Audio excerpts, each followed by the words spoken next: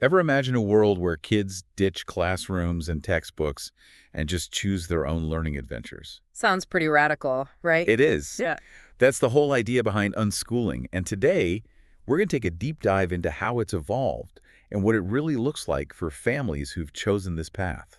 And our guide for this deep dive is a super thought-provoking article from the Journal of Unschooling and Alternative Learning. It's called Unschooling Then and Now. Catchy title, right? It is. So we're going to unpack how this whole approach to education has changed over time and what we can all learn from unschooling families. And maybe even challenge a few of our own assumptions about education along the way. Ooh, I like that. Yeah, Challenging assumptions. always good. Always good.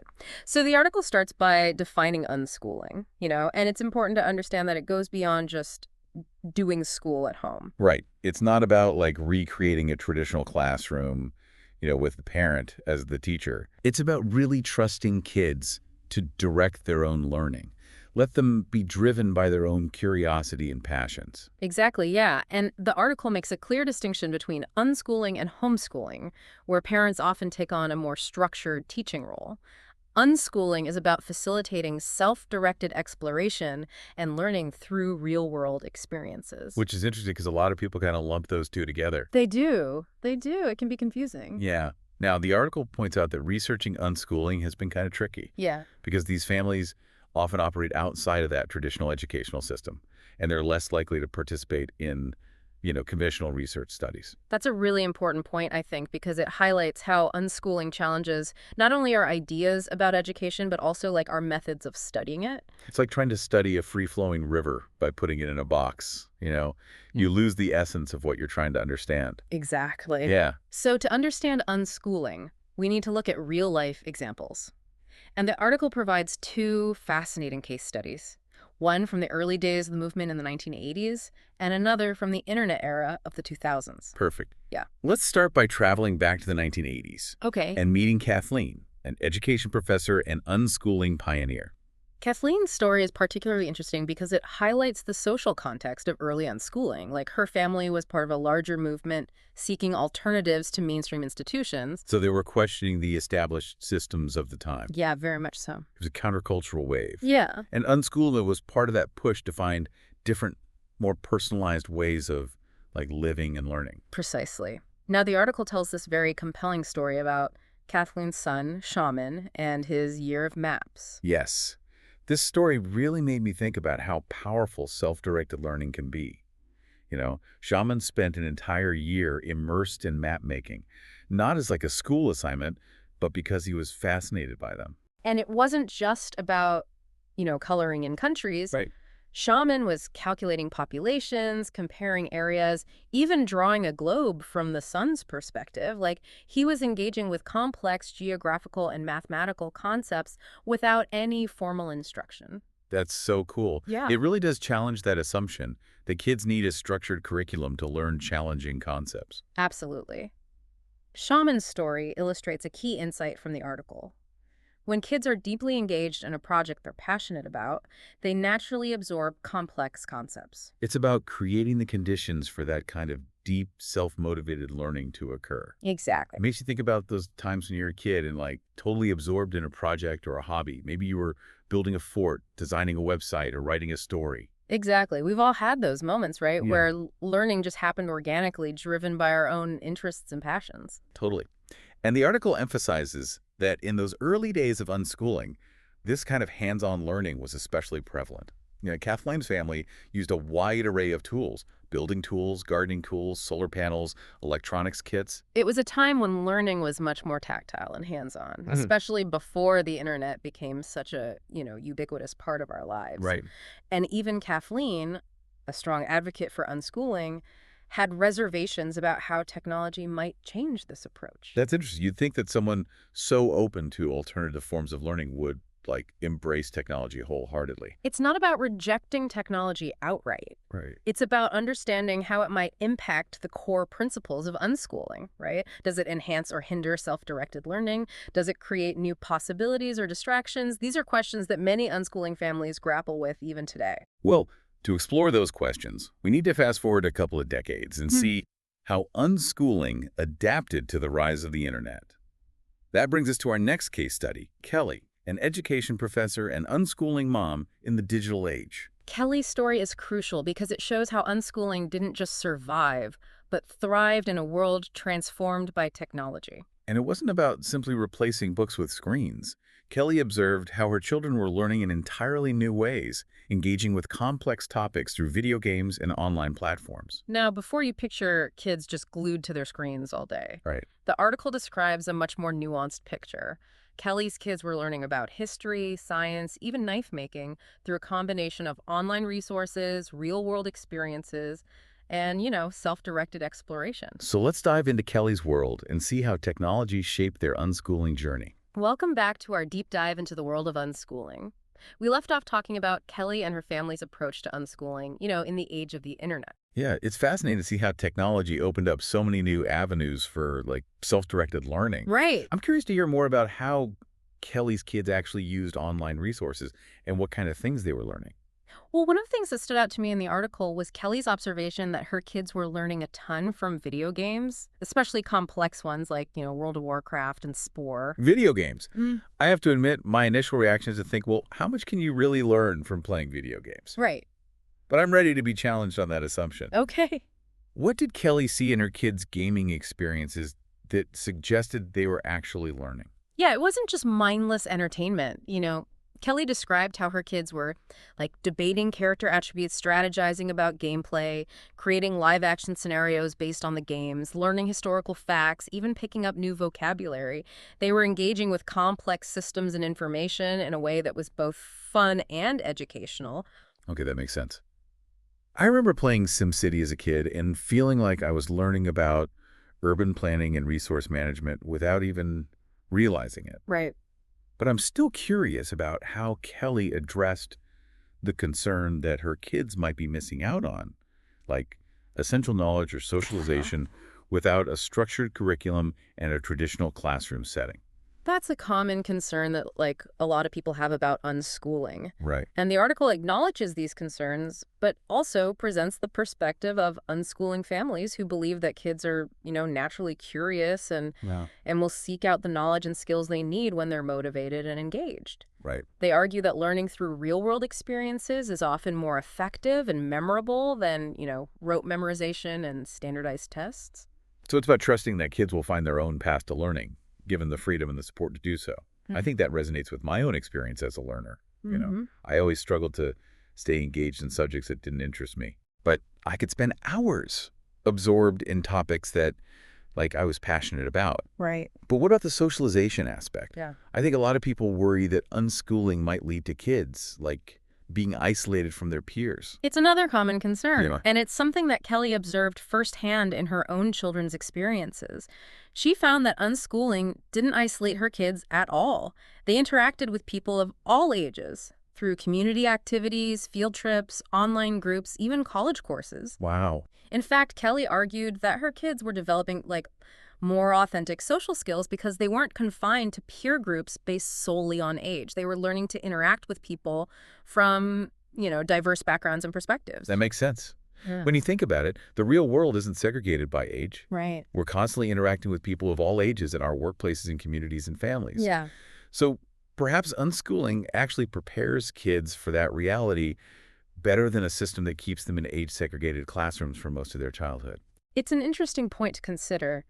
And the article highlights how technology has played a role in expanding those social connections for unschooling families. Oh, yeah.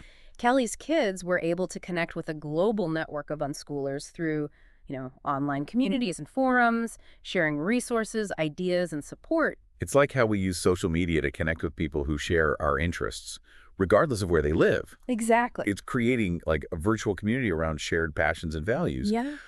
But I imagine that unschooling communities are still relatively small compared to the, mainstream educational system. Yeah. Did the article touch on the diversity within their communities? It did. Kellie observed that unschooling communities were incredibly diverse, encompassing a wide range of socioeconomic backgrounds, ethnicities, and philosophies. It really challenged the preconceived notion that unschooling is only for a certain type of family or that it's only accessible to, those with certain privileges. It's interesting to consider how unschooling with its emphasis on like individualized learning and self-direction, might be able to address some of the inequalities that exist within traditional education systems. Yeah. I'm thinking about how, some students thrive in a structured classroom environment, while others struggle to keep up or feel stifled by the pace and format of traditional schooling. That's a really insightful point, and it connects to one of the article's key arguments, which is that the institutional school system, with its one-size-fits-all approach, often struggles to meet the needs of diverse learners. Yeah. Unschooling, on the other hand, allows each child to learn at their own pace and in a way that suits their individual learning style. Right. It's about tailoring the learning experience to the child, rather than trying to fit the child into like a predetermined mold. It's about recognizing that every child is unique and learns in different ways. And that reminds me of a story from the article about Kellie's son, Xander, who took a college course at the age of 13. Oh, wow. I'm curious to hear more about that. Xander's story is fascinating because it challenges our assumptions about what it means to be ready for college. Right. He was clearly capable of engaging with college-level material, even though he hadn't followed a traditional educational path. Right. And when his grandparents asked why he didn't just, go back to regular school, he gave a pretty insightful answer. Oh, what did he say? He said that in school, teachers don't really care what you think. Wow. But in college, everyone is genuinely interested in learning from each other. It speaks to the difference between passive learning and active engagement. Right. Xander was seeking an environment where he could, participate in genuine intellectual dialogue and exploration, and he found that in a college setting, even at a young age. It's a powerful testament to the idea that learning can happen anywhere at any age, when there's genuine curiosity and a desire to engage with the material. But I'm also wondering about the practical side of things. How do unschooling families ensure that their kids are learning the essential skills they need to succeed in life, whether they choose to pursue higher education or enter the workforce? That's a valid question. Yeah. And it's something that the article addresses. Unschooling families often emphasize the importance of real-world learning experiences, apprenticeships, mentorships, and community involvement. They believe that these types of experiences provide valuable skills and knowledge that are often overlooked in a traditional classroom setting. So it's about finding alternative pathways to learning and skill development. Right. Pathways that are tailored to the individual child's interests and goals. Exactly. And it's about recognizing that success doesn't have to look the same for everyone. It's about defining success on your own terms and finding a path that aligns with your values and aspirations. But it's important to acknowledge that, unschooling isn't a perfect solution, Right. And it comes with its own set of challenges and complexities. Right. And the article doesn't shy away from those challenges. No, it doesn't. It presents both the passionate arguments in favor of unschooling and the valid concerns that people have about this approach. It's a balanced perspective that encourages us to think critically about the different ways in which children can learn and thrive. It's a reminder that there's no one-size-fits-all approach to learning, and that what works for one child might not work for another. And it challenges us to consider the possibility that there might be multiple paths to success. Right. Paths that don't always follow, like a traditional trajectory. But I'm curious to hear your perspective on this before we started this deep dive. What were your thoughts on unschooling? And has anything changed for you as we've explored this topic? That's a great question. I'll admit that before, diving into this article, I had a somewhat limited understanding of unschooling. I think, like many people, I had certain preconceived notions about what it entailed and who it was for. I pictured kids, running wild, learning nothing, and missing out on important social experiences. But as we've delved deeper into this topic, my perspective has definitely shifted. I've been particularly struck by the stories of unschooling families and the ways in which their children have engaged in, deep, meaningful learning experiences, often exceeding what they might have accomplished in a traditional classroom setting. I've had a similar experience. Reading about Shaman's Year of Maps and Kellie's kids learning through video games and online resources has really challenged my assumptions about how and where learning can take place. It's made me realize that there's so much potential for learning outside the confines of a traditional classroom. And it's made me wonder if we could be doing more to, incorporate elements of unschooling into traditional learning environments. That's an interesting thought, and it's something that the article touches on as well. It suggests that there might be valuable lessons to be learned from unschooling, even if we don't, fully embrace its philosophy. Could we give students more autonomy in choosing their projects? Could we create more space for them to pursue their passions and learn at their own pace? Could we encourage more real-world learning experiences and mentorship opportunities? These are all questions worth exploring as we continue to evolve our approaches to education. It's about finding ways to make learning more engaging, more relevant, and more meaningful for all students. But I'm also aware that there are valid concerns about unschooling, particularly when it comes to ensuring that all children have access to a quality education, regardless of their background or circumstances. That's a crucial point. Yeah. And it's something that we need to address as we consider the potential benefits and challenges of unschooling. We need to think about how to create equitable systems that support all learners, whether they choose to follow a traditional path or forge their own unique learning journey. And that brings us to the end of part 2 of our deep dive into unschooling. We've covered a lot of ground, from the impact of technology to the diversity within unschooling communities. We've explored both the passionate arguments in favor of unschooling and the valid concerns that people have about this approach. But in the final part of our deep dive, we're going to delve into one of the most thought-provoking questions raised by the article. What if the rise of self-directed learning leads to a decline in the relevance of institutional schooling? It's a big question, and one that we'll unpack together in part 3. Welcome back to the deep dive.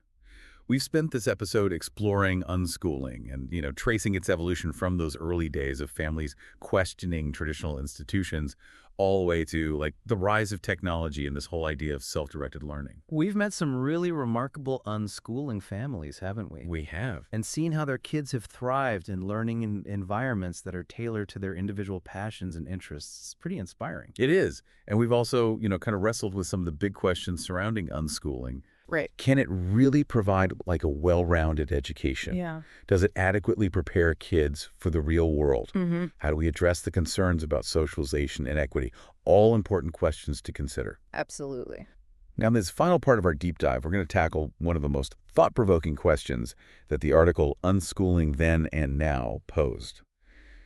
What is the rise of self-directed learning, fueled by technology and this growing dissatisfaction with traditional education, leads to, a decline in the relevance of institutional schooling? Whoa. That's a big one. It is a big question, and it has, major implications for the future education as we know it. Yeah. Before we even started this deep dive, I hadn't really considered the possibility that traditional schools might become obsolete. But the more we've explored unschooling, the more I've started to wonder, is it really so far-fetched? Yeah. It's definitely a bold idea, but I think it's worth considering. The article argues that the institutional school system, with its focus on standardization and control and, this whole one-size-fits-all approach, might just be becoming increasingly out of sync with the needs and learning styles of today's children, particularly those who've, grown up in the digital age. It makes sense. Think about it. Kids today have access to a world of information at their fingertips. I mean, they can literally learn anything they want, anytime they want, through, online platforms, video tutorials, global communities. It's a far cry from the days when knowledge was primarily accessed through textbooks and teachers. Right, exactly. So if learning is no longer confined to a classroom, what role does formal schooling play? Is it still the best way to prepare kids for the future, or is it time to rethink our approach to education? It really does raise the question of what the purpose of education even is. Is it about just acquiring a specific set of knowledge and skills as defined by a standardized curriculum? Or is it about fostering a love of learning, critical thinking, problem solving, and adaptability? And how do we measure success in a world where those traditional markers of achievement, like grades and test scores, might become less relevant? Right. These are complex questions. There are no easy answers, and the article doesn't claim to have all the solutions. Nope. But it does encourage us to have these conversations, challenge the status quo, and explore alternative paths to learning. Yeah.